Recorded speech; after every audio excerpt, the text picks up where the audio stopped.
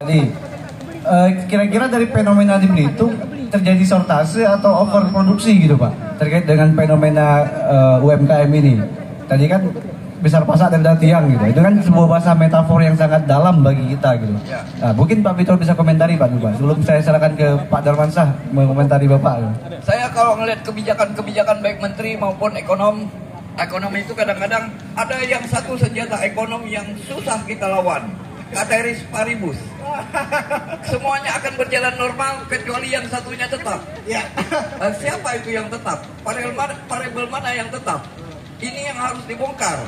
Kebetulan saya juga dulu pernah diajak dari Pak Darmansyah ketika ada forum DPD yang pembicaranya orang yang memang narasumber yang paham dengan lokalitas, yaitu Kenichi Ohmeng. Semua standing applause, termasuk saya diajak di barisan bupati dari Pak Darmansyah, jajaran bupati. Kemudian ada yang menggulirkan OPOP, one product one, itu yang pembicaranya itu dari Perdana Menteri Thailand itu. Ya, Perdana Menteri Thailand.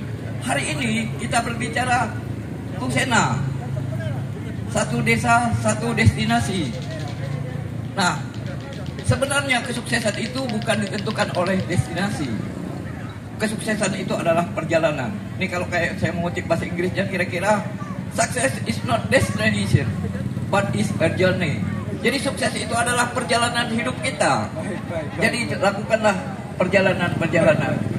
Terima kasih. Oh, terima kasih Pak Fitro. Pak Darman, luar biasa Pak Fitro itu. Dia ini menjawab secara tersirat itu dengan metafor-metafor yang dia sampaikan. Mungkin Bang Darman langsung bisa komentari lah. Kira-kira bagaimana tanggapan Bang Darman terkait tanggapan dari pertanyaan dan tanggapan dari Pak Fitro tadi tuh. Pada Pak Darman, saya silakan Pak.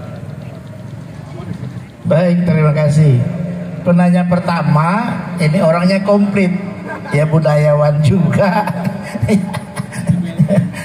ya saintis juga, ya orang pemerintah juga. jadi kita bingung juga. Ya dia sih sudah jawab sendiri sebetulnya. Ini dua, Pak.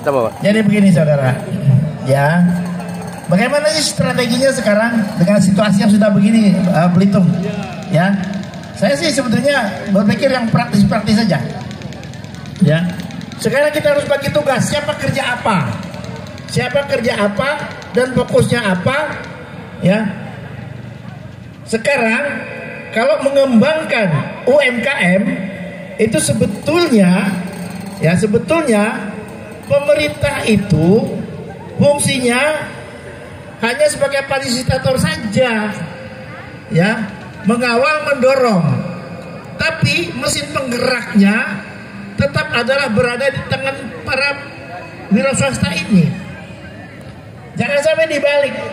Kalau dulu mungkin terlalu banyak campur tangan pemerintah, terlalu banyak pemerintah ininya, sehingga banyaklah pengusaha-pengusaha itu menjadi manja, menjadi tidak punya kemandirian yang kuat. Nah, sekarang trennya sudah bagus menurut saya, sudah ada titik-titik terang bahwa ini sebetulnya sudah menuju ke satu sistem yang agak bagus. Yang pertama, penggerak utamanya adalah di sektor swastanya. Karena itulah gerakan-gerakan seperti Girmawira, gerakan-gerakan seperti misalnya kelompok-kelompok, ya tadi dia bilang klaster-klaster, kelompok-kelompok usaha, ya, mak-mak, ya, ini harus kita bangun, harus kita hayu-hayu, ayo kita fasilitasi pembangunannya. Tapi, ya, jangan juga pemerintah itu terlalu banyak, ya, menjadi faktor penghalang. Sebagai satu contoh saja. Sebagai satu contoh nih, saya kasih contoh. Pada waktu kemarin kita menghadapi masa pandemi, saya melihat bahwa pengusaha-pengusaha di Belitung sudah mulai masuk ke sektor-sektor yang lebih maju dalam hal memproses teknologi, memproses ininya, produknya, ya. Sertifikat layak usaha, sertifikat IRT, izin industri rumah tangga, Izin edar, Pak. izin edar, segala macam.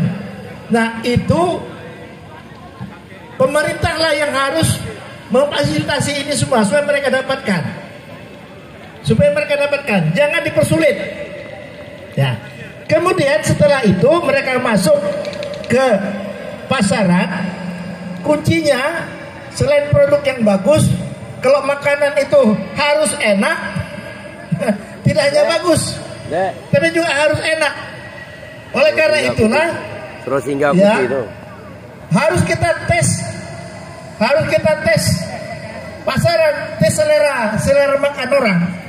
Ketua nyerok terus. Kita barangkali, Iya Pak, saya iso kataku. bisa bilang, oh ini produk enak. Nggak pernah lama ngeliput. Tetapi cobalah dilihat, apakah orang merasakan hal yang sama? Ya, Pak? Acara BNN. Apakah orang merasakan hal yang sama dengan kita? Bahwa produk itu enak. Nah, yang perlu kita lihat adalah bagaimana respon pasar.